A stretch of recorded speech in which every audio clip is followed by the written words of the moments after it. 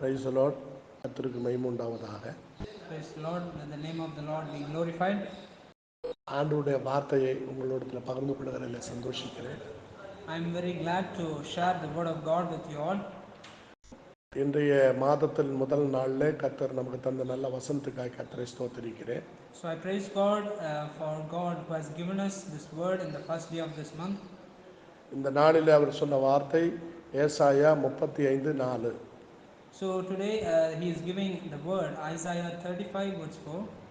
மனம் பதறுகிறவர்களை பார்த்து நீங்கள் பயப்படாதீர்கள், திடன் கொள்ளுங்கள், அவர் உங்களை ரட்சிப்பார். So he is saying, those who are fearful, do not fear, be strong, for I will save you. இது ஒரு பெரிய வசனம், ஆனாலும் ஷார்ட்டாய் அதில் கொடுக்கப்பட்டிருக்கிறது. So it is a big words, but it has been given to you in a short. இந்த வசனம் உங்களுக்கு விடுதலை தருகிற வசனமாக இருக்கிறது. And this word will give you a great deliverance for you.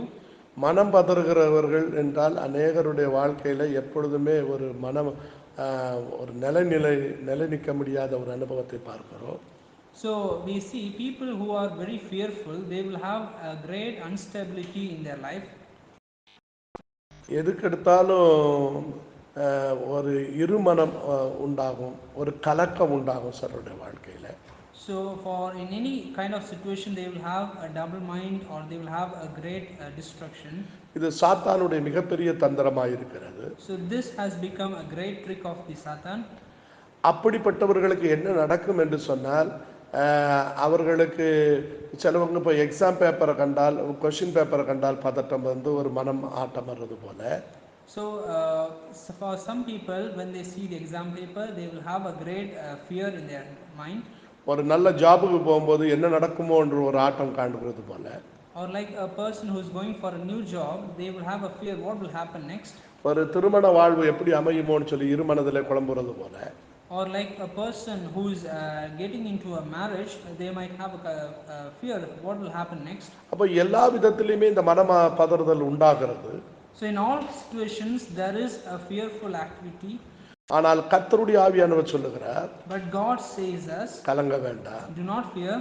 இந்த மனம் பதற பண்ணுகிறது நம்மளை சாத்தான் எடுக்கிற ஒரு பெரிய தந்திரமாக இருக்கிறது. So this is the trick of Satan which makes us to be fearful.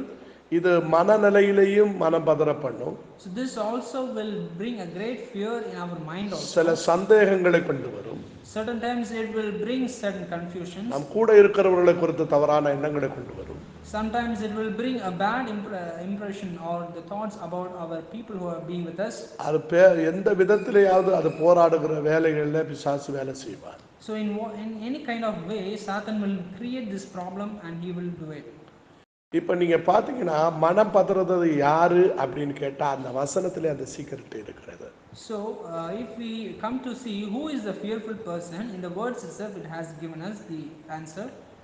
பயப்படுகிறவர்கள், the people who fear, திடனற்றவர்கள், the people who are not strong. அப்ப இந்த இரண்டு குணங்கள் உள்ளவர்களை தான் மனம் பதற பண்ணுகிறது. So the people who have these two characters, they are the one who will be fearful. எதுக்கெடுத்தாலும் பயப்படுகிறவர்கள். So for any situation they will be fearful. நம்ம ஊர்ல ஒரு பழமொழி சொல்வார்கள், அரண்டவன் கண்ணுக்கு இருண்டதெல்லாம் பேயின்னு. So there is also a saying in our country, for all the for a person who has a problem in his eyes, everything what he sees will be a problem. அப்போ அப்படி இருக்கிறவர்களுக்கு ஒரு திட மைண்ட் இருக்காது, அவர்களுக்கு இருதயம் ஆடிக்கொண்டும் பலகீனப்பட்டு கொண்டும் இருக்கும். So for such kind of people they will not have a strong mind, their mind will be moving here and there.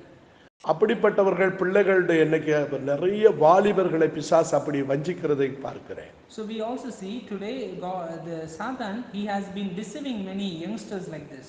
அவர்களுக்கு தான் அந்த டென்ஷனை உண்டு பண்ணி அவர்களுக்கு என்ன நடக்க போகிறது என்று தெரியாமல் அவருடைய ஃபியூச்சரை இல்லாம ஆக்கிற சாத்தான் எடுக்கிற மிகப்பெரிய தந்திரமாக இருக்கிறது. So this is what he does because he brings a confusion in his mind so that they will fear what will happen next, and thus he will bring a great destruction in their life. ஆனால் இந்த பயமும் இந்த திடன் இல்லாத அனுபவமும் வந்து மனம் பதற பண்ணுகிறது சாதாரணமாய் திடீரென்று வருகிறதல்ல. So this character, the fearful character, it does not comes normally or suddenly. பயம் வந்து அல்லது திடனற்று போகிறது.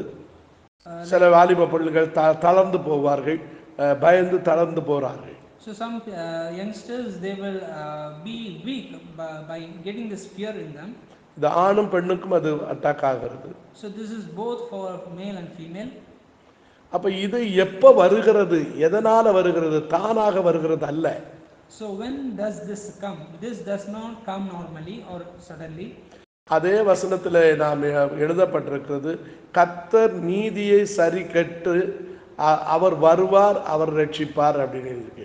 அப்ப நீதியை சரி கட்டும் போது தான் இந்த காரியத்துக்கு ரெமெடி உண்டாகிறது. So we see that the Bible says when God comes to perfect the righteous, then there is a remedy coming in that place. அப்போ அநீதி கிரியைகள் ஏதோ ஒன்று அட்டாக் ஆகும்போது தான் ஒரு மனிதனுக்கு வாழ்க்கையிலே, ஒருத்தருடைய வாழ்க்கையிலே பயமும் இந்த திடனற்ற அனுபவம் வருகிறது. So when some unrighteous or some evil acts are happening in a person's life, then only this fearful activity comes in our life. ஏதோ ஒரு அநீதி சக்தியுடைய ஒரு போராட்டம் ஒரு மனிதனை வந்து அட்டாக் பண்ணும்போது தான் அந்த சம்பவம் நடக்கிறது.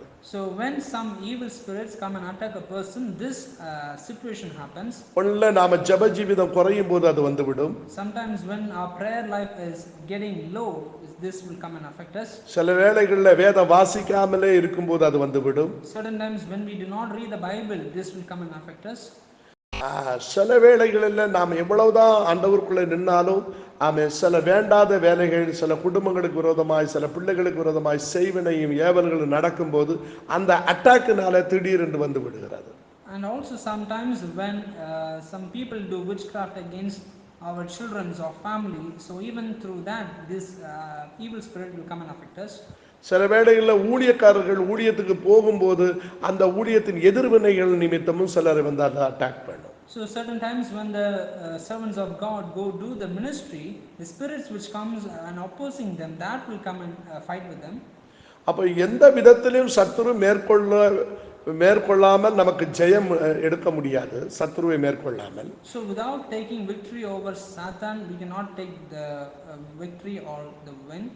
அப்போ தேவன் என்ன சொல்றாரு, அநீதியின் சக்திகள் அத்தனையும் தகர்க்கப்படும் போது, அந்தகார கிரியைகள், ஏவல் கிரியைகள் எல்லாம் ஆண்டவர் உடைக்கப்படும் போதுதான் இந்த பயத்தின் கிரிகளும் திடனற்ற அனுபவங்களும் நம்ம விட்டு மாறி இந்த மனம் பதறுதலிருந்து நாம் தப்பித்துக் கொள்கிறோம். So when all the unrighteous and wicked things are being destroyed, we see that we are getting a great deliverance and victory in this place.